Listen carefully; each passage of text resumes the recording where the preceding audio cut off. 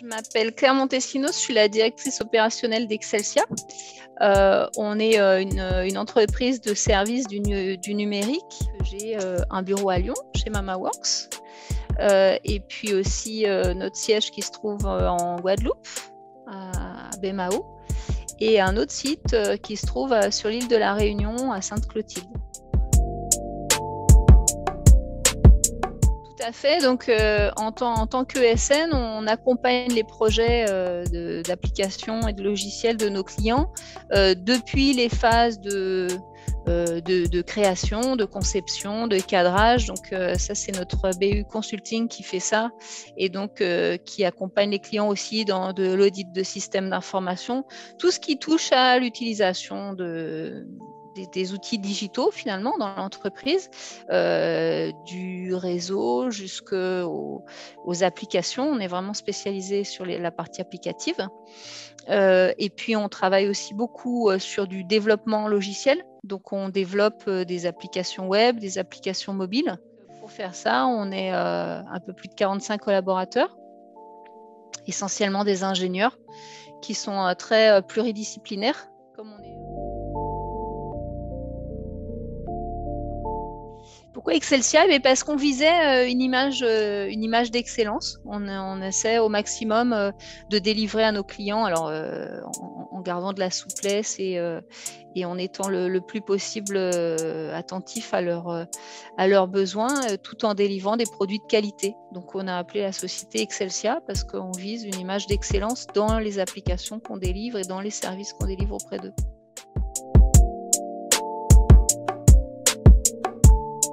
La société a été créée en 2007, donc ça fait quelques années maintenant. Et puis on a grandi dans un mode start-up avec une moyenne d'âge qui a suivi la moyenne d'âge des fondateurs, on va dire.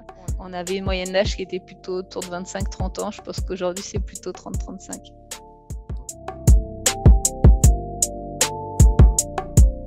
À l'origine, c'est Jean-Charles, donc, qui est le fondateur d'Excelsia, qui souhaitait, il était en métropole, il souhaitait retravailler sur les Antilles, et donc il a eu une première opportunité de pouvoir monter une boîte ici. Moi-même, je suis arrivée en Guadeloupe un peu fortuitement, je voyageais en bateau, et puis j'avais une carrière en société de service en métropole. Et donc, on s'est rencontrés comme ça. Il cherchait un premier salarié. Et puis, on a commencé au début très modestement. On était que deux.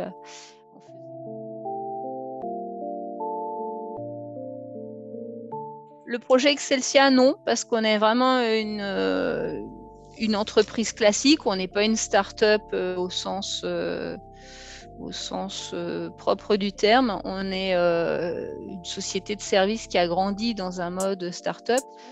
On a été accompagné par les programmes du FEDER, donc des fonds d'accompagnement européens, sur 4 ans. Donc on a commencé en 2017 et on finit cette année, à la fin de cette année. Par contre, en termes d'incubation, moi je suis assez impliquée dans la French Tech en Guadeloupe. Les grosses phases, c'est vraiment les gros projets sur lesquels on a été impliqué. On a fait des gros projets de transformation, de refonte totale des produits de gestion de la relation client et du système d'information d'un gros opérateur télécom. Ce projet-là, ensuite, on l'a transposé à l'île de la Réunion, donc très très loin de nous, à 8 heures de décalage horaire. C'est très loin en distance. Ben là, je pars jeudi, je vais mettre 2 nuits à arriver là-bas. Mais par contre, c'est pas très très loin en termes de besoins du territoire, de culture. Voilà, c'est des territoires où on se comprend facilement et on a des besoins très similaires.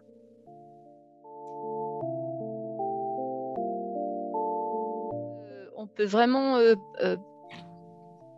monter la marche, c'est-à-dire que là, on est un peu moins de 50 salariés, on reste une très petite société malgré tout sur notre marché, même si c'est conséquent. Le chemin parcouru en 12 ans, passer de 2 à 50, c'est énorme. Hein. C'est clair on n'aurait jamais pensé arriver à ce stade-là avec 3 sites, etc.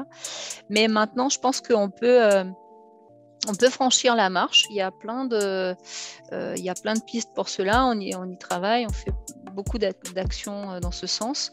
Et c'est une société à la fois sur sa branche service comme sur sa branche éditeur qui pourrait être beaucoup plus conséquente d'ici 3 à 5 ans.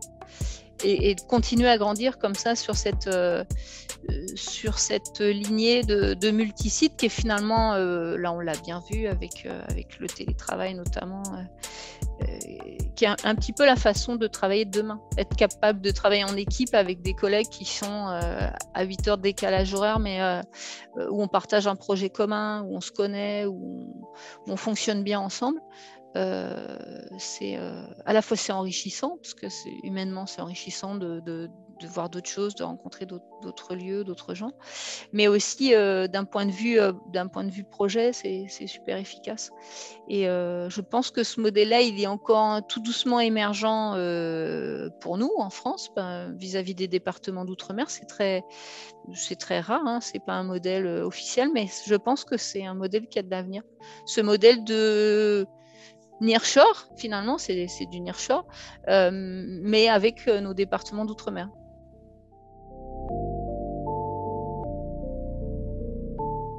Celle que j'aime bien raconter, c'est que, comme je vous disais, on a pas mal de sites et on a du coup des salariés qui aiment bien bouger. Ça fait partie des plus, on va dire, de notre société, d'être en capacité de proposer des postes aux gens sur les mêmes projets à La Réunion ou à Lyon ou en Guadeloupe.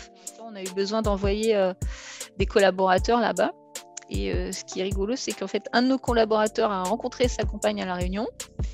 Sa compagne est venue le rejoindre ici en Guadeloupe. Là, ils ont eu un bébé il y a 1 an. Et là, il est reparti à La Réunion avec sa compagne et leur petit bébé et la petite fille de sa compagne. Et donc là, ils habitent à La Réunion. Je vous remercie beaucoup tous les deux. Merci à MamaWorks de nous avoir donné l'opportunité de promouvoir un petit peu notre activité. Et puis, je vous dis à très bientôt à Lyon.